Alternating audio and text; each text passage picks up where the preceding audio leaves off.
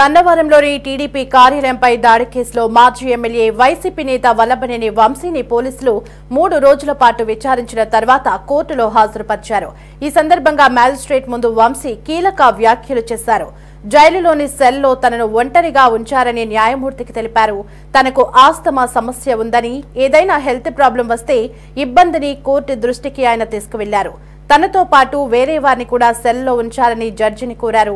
భద్రత పరంగా తనకు ఇబ్బంది లేదని కూడా చెప్పారు. అలాగే సత్యవర్ధన్కు నార్కో అనాలిసిస్ పరీక్షలు నిర్వహిస్తే నిజాలు బయటకు వస్తాయని వంశీ వెల్లడించారు.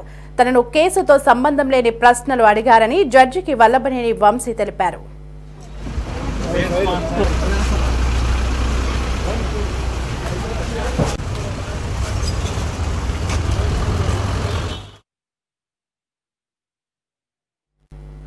రైట్, ఇక ఇదే అంశానికి సంబంధించి మరింత సమాచారం మా ప్రతినిధి గాలిబ్ ఫోన్ ఇన్లో అందిస్తారు. గాలిబ్, వల్లభనేని వంశీ 3 రోజుల విచారణ అయితే పూర్తయింది, తర్వాత కోర్టులో హాజరుపరిచినట్టుగా తెలుస్తోంది. మరి దీనికి సంబంధించినటువంటి అప్డేట్స్ ఏంటి? వల్లభనేని వంశీకి సంబంధించి పోలీసుల కస్టడీ ఈ రోజుతో ముగిసింది. మొత్తం 3 రోజుల పాటు పోలీసుల కస్టడీకి కోర్టు అనుమతించిన నేపథ్యంలో కొద్దిసేపటి క్రితం వైద్య పరీక్షలు నిర్వహించిన తర్వాత ఎస్సీ కోర్టులోని వల్లభనేని వంశీని పోలీసులు హాజరుపరిచారు. ఈ నేపథ్యంలోనే న్యాయమూర్తి కస్టడీలో ఏమైనా మిమ్మల్ని ఇబ్బంది పెట్టారనేది కూడా క్వశ్చన్ వేయడం జరిగింది న్యాయమూర్తి వంశీని. అయితే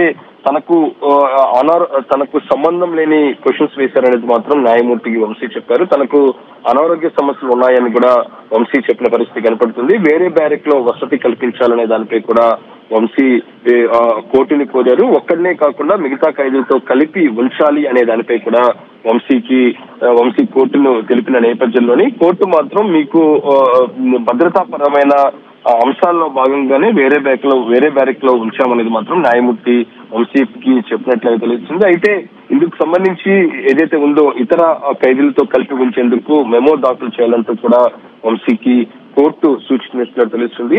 అయితే ఈ వంశీని హాజరుపరిచే సమయంలోనే మెడికల్ రిపోర్టులు కూడా కోర్టుకి పోలీసులు సమర్పించారు. ఈ నేపథ్యంలోనే ఇందులో చూసినట్టయితే వంశీని హాజరుపరిచిన వెంటనే కస్టడీలో ఏమైనా ఇబ్బంది పెట్టారా అని న్యాయమూర్తి అడిగిన దానికి కేసుకు సంబంధం లేని ప్రశ్నలు అడిగారని వంశీ న్యాయమూర్తికి చెప్పడం చూసినట్టయితే ప్రధానంగా తనను ఏదైతే ఉందో ఈ కేసులోని తనకి ఎటువంటి సంబంధం లేకుండానే ఇరికించారు. దాంతో పాటు కేసుకు సంబంధం లేని సమాధానాలు రాబట్టే ప్రయత్నం చేశారనే ఒత్తిడి చేశారనే దానిపై కూడా న్యాయమూర్తి దృష్టికి వంశీకి తీసుకెళ్లిన నేపథ్యంలో మరోపక్క 3 రోజుల పాటు కస్టడీ ముగిసిన నేపథ్యంలో పోలీసుల స్టెప్ ఏ విధంగా ఉండబోతుంది, మరో కొన్ని రోజులు వంశీని కస్టడీ కోరతారా అనేది మాత్రం చూడాల్సి ఉంది. ఇంకా దాంతో పాటు వంశీతో పాటు ఇతర నిందితులకు కూడా కస్టడీ ముగిసిన నేపథ్యంలోని వాళ్ళని కూడా ఈ రోజు కొద్దిసేపటి కోర్టులో హాజరుపరిచారు. కోర్టు ఎటువంటి నిర్ణయం తీసుకోబోతుంది అన్నది చూడాల్సి ఉంది. అయితే వంశీకి సంబంధించి అనారోగ్య సమస్యలు, దాంతో పాటు భద్రతాపరమైన చర్యల్లో భాగంగానే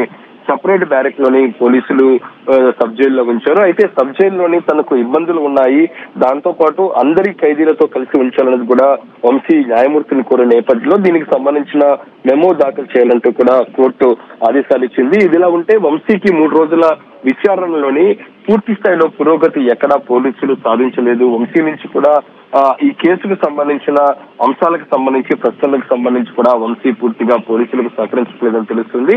ఈ నేపథ్యంలోని ఈ కేసుకు సంబంధించి మరింత పురోగతితో పాటు లోతైన విచారణ చేయాలంటే కొన్ని ఆధారాలతో పాటు వంశీ నుంచి కూడా కొంత సమాచారాన్ని సేకరించాలి అనే ఆలోచనలో పోలీసులు ఉన్నారు. ఈ నేపథ్యంలో 3 రోజుల పాటు కోర్టు ఆదేశాలతోని పోలీసు కస్టడీలో ఎక్కడా పురోగతి సాధించిన పోలీసులు మరో కొన్ని రోజులు వంశీని కస్టడీ కోరే అవకాశాలు కనిపిస్తున్నాయి. ప్రస్తుతం కోర్టులోనే వంశీ ఉన్నారు. మరి కాసేపట్లో న్యాయమూర్తి దీనికి సంబంధించిన నిర్ణయం తీసుకునే అవకాశాలు కనబడుతుంది.